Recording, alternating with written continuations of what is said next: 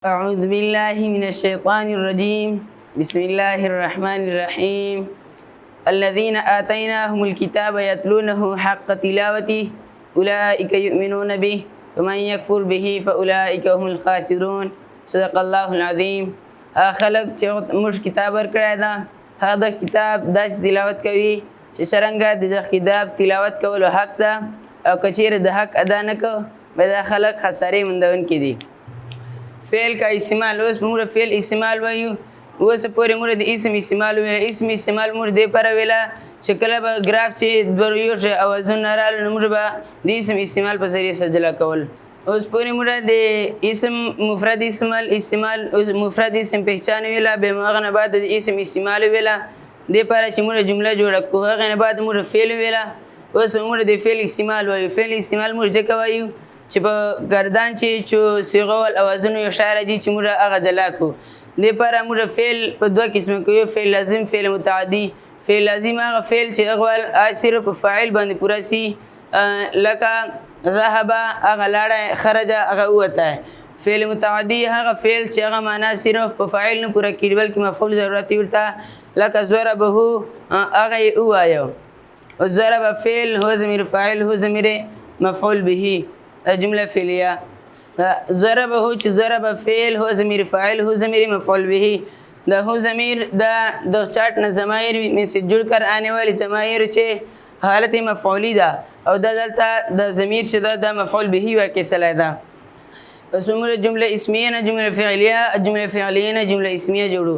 چې کله موږ جمله فعلیه وایو به د پر کچېره جمله فعلیه ول اولنی او دوم جز اولنی جز واحد تثنیه یا جمع نو به دوم جز به کچېره دوم جز واحد تثنیه یا جمع نو اولنی جز به واحد راځي لکه ضرب المعلم چې دوم جز واحد ده په اولنی جز واحد راغلی ده.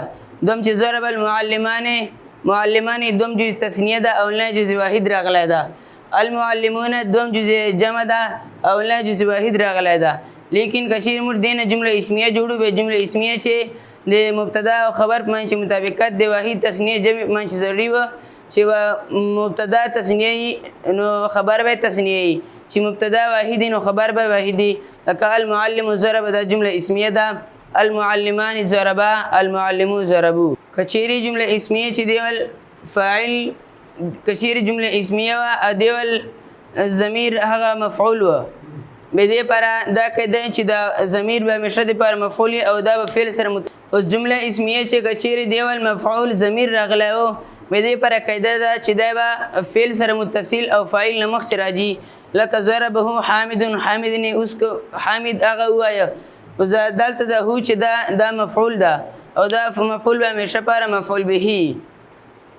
فعل ماضی کے اقسام جیسا کہ حبطت اعمالهم دا مثال دا حبطت فعل اعمالهم مضاف مضاف الیه ضمیر اعمال مضافهم ضمیر مضاف الیه دا فاعل ظاهر.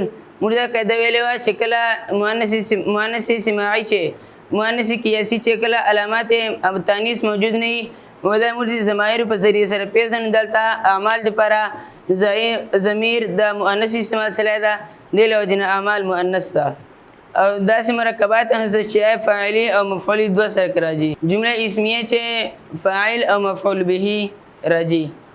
اللهم اني اسالك علما نافعا رزقا طيبا وعملا متقبلا. اللهم